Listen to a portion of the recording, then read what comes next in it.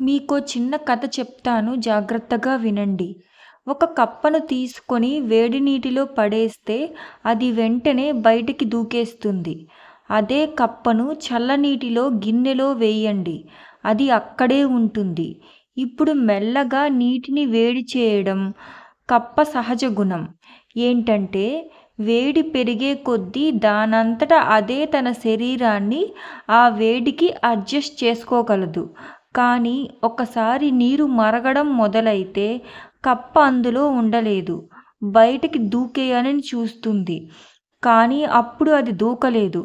ఎందుకంటే నీటి వేడికి అప్పటిదాకా అడ్జస్ట్ అవ్వడంతో తన శక్తంతా కోల్పోతుంది. ఇక బయటికి దూకే శక్తి లేక అందులోనే ఉండిపోయి చివరికి మరణిస్తుంది. ఇది కేవలం కథ కాదు. ఇందులో చాలా నీతి ఉంది. ఇప్పుడు ఒకటి ఆలోచించండి. కప్ప ఎలా చనిపోయింది? చాలా మంది వేడి నీటి వల్ల అంటారు. కానీ నిజానికి వేడి నీటి వల్ల కప్ప చనిపోలేదు. నీటిలో నుండి బయటికి ఎప్పుడు దూకేయాలో నిర్ణయించుకోలేక చనిపోయింది. కొద్దిగానే వేడి పెరిగింది కదా, సర్దుకుపోదాంలే అనుకుంటూ వేడి నీటిలోనే ఉండిపోయింది. చివరికి నీరు మరిగేసరికి అది బయటికి దూకలేకపోయింది.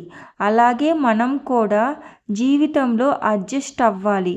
కానీ అడ్జస్ట్ అవుతూనే ఉండి జీవితంలో పైకి ఎదగడం అక్కడే ఉండిపోవద్దు. ఎదుటివాడిని, మనల్ని మానసికంగా, శారీరకంగా, ఆర్థికంగా హింసించే అవకాశం ఇచ్చామనుకోండి, వాడు హింసిస్తూనే ఉంటాడు.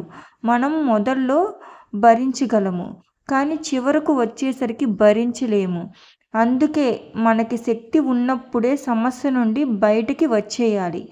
పర్లేదులే అనుకుంటూ భరిస్తూ ఉంటే చివరికి సమస్యల వలలో చిక్కుకొని బాధపడవలసి వస్తుంది. జీవితంలో ఎలాంటి పరిస్థితుల్లోనైనా తగిన సమయంలో నిర్ణయం తీసుకోవడం చాలా ముఖ్యం.